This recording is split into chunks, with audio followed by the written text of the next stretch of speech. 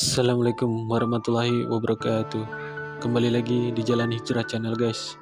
Pada kesempatan kali ini kita akan bahas tentang sosok sahabat Rasulullah SAW yang paling sabar. Bismillahirrahmanirrahim. Alhamdulillahirrabbilalamin. Wassalatu wassalamu ala asrofil anbiya wal mursalin wa ala alihi wa sahbihi ajma'in. Amma ba'du. Segala puji bagi Allah Tuhan semesta alam. Rahmat dan keselamatan semoga terlimpah atas paling mulianya Nabi dan Rasul, juga atas keluarga dan para sahabat, serta kepada yang mengikuti mereka dalam kebenaran sampai hari kiamat, adapun setelahnya. Pertama-tama, marilah kita semua panjatkan puji syukur kehadiran Allah Subhanahu wa taala yang telah melimpahkan rahmat-Nya kepada kita semua. Kita bersyukur dan berkumpul dan beraktivitas setiap harinya dengan nikmat kesehatan yang masih diberikan oleh Allah Subhanahu wa taala. Tak lupa pula salawat dan salam semoga tercurah kepada junjungan kita Nabi besar Muhammad SAW, serta kepada keluarga dan sahabat-sahabat yang mulia. Rasulullah SAW memiliki banyak sahabat yang terkenal dengan sifat kesabaran mereka dalam menghadapi cobaan dan ujian. Salah satu sahabat Rasulullah yang dikenal paling sabar adalah Abu Khilabah. Abu Khilabah juga merupakan salah satu dari 7 sahabat yang paling banyak meriwayatkan hadis. Sahabat Rasulullah SAW adalah orang-orang yang menemani Rasulullah SAW dalam memperjuangkan Islam. Mereka senantiasa melindungi Rasulullah SAW dalam keadaan apapun. Sosok Abu Khilabah pernah diceritakan dalam riwayat Abdullah bin Muhammad radhiyallahu anhu. Dia bercerita saat dirinya berada di daerah perbatasan wilayah Aris di negeri Mesir. Ia melihat sebuah kemah kecil. Kemah tersebut menunjukkan pemiliknya adalah orang yang sangat miskin. Lalu Abdullah bin Muhammad radhiyallahu anhu pun datanginya kemah yang berada di padang pasir tersebut untuk melihat apa yang ada di dalamnya. Kemudian Abdullah bin Muhammad radhiyallahu anhu melihat seorang laki-laki, namun kondisi laki-laki tersebut sedang berbaring dengan keadaan tidak memiliki tangan dan kakinya. Telinganya sulit mendengar, matanya tidak bisa melihat, dan tidak ada yang tersisa selain lisannya yang berbicara. Lelaki tersebut berkata, "Ya Allah, berilah aku ilham untuk tetap mensyukuri nikmat-Mu yang telah Engkau anugerahkan pada aku, dan Engkau sangat muliakan aku dari ciptaan-Mu yang lain." Abdullah bin Muhammad radhiyallahu anhu pun menemuinya dan berkata, "Wahai saudaraku, nikmat Allah mana yang engkau syukuri?"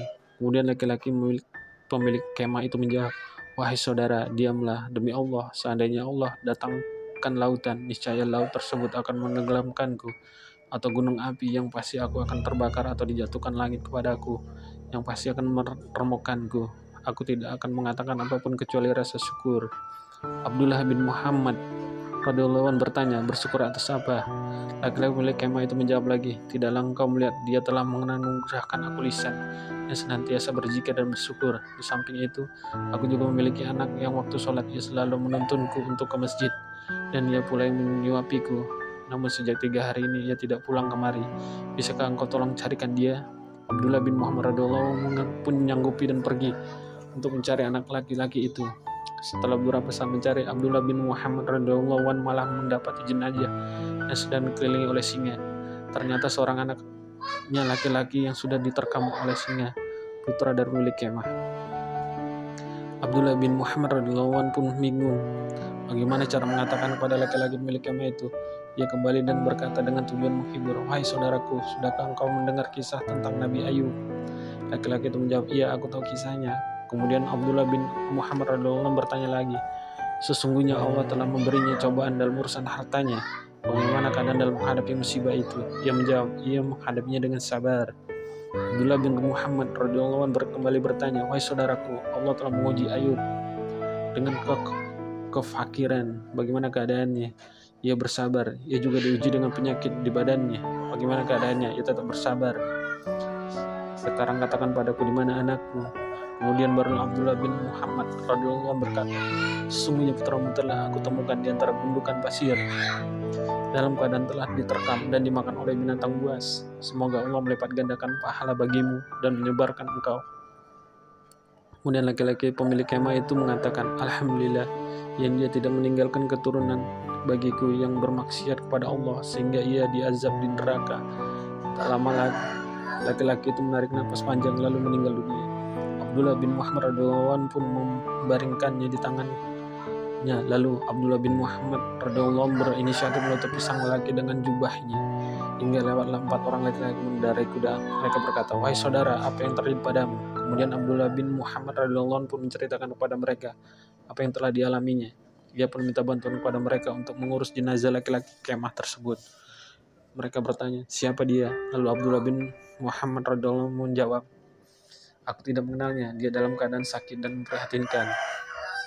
Keempat laki-laki itu meminta untuk membuka penutup wajahnya karena mungkin salah satu dari mereka mengenalnya. Kala dibuka tiba-tiba mereka tersentak lalu mencium dan menangisinya dan berkata, subhanallah, wajah yang senantiasa bersujud pada Allah, maka yang selalu menunduk atas apa yang diharamkan Allah, tubuhnya selalu sujud tatkala orang-orang dalam keadaan tidur. Kemudian mereka berkata, ini adalah Abu Kilabah, sahabat dari Ibnu Abbas. Laki-laki ini pernah dimintai oleh khalifah untuk menjadi seorang hakim, namun ia menolak jabatan tersebut. Perlu diketahui bahwa jabatan hakim atau gadi ini adalah suatu jabatan khusus di mana mereka akan mengatur hukum dan menentukan hukum di antara manusia. Ini merupakan jabatan yang mulia pada saat itu, namun Abu Kilabah menolaknya dan pergi ke wilayah Mesir hingga wafat dalam keadaan seperti ini. Kemusiaan Abdullah bin Muhammad radhiyallahu anhu bersama 4 laki-laki tadi pun memandikan, mengafani dan menyolatkan Abu Kilabah. Dikatakan dalam kisah lain, Abu Kilabah adalah sahabat Rasulullah SAW terakhir pada masa lalu, sehingga khalifah ingin menjadikannya seorang hakim. Allahu a'lam. Assalamualaikum warahmatullahi wabarakatuh.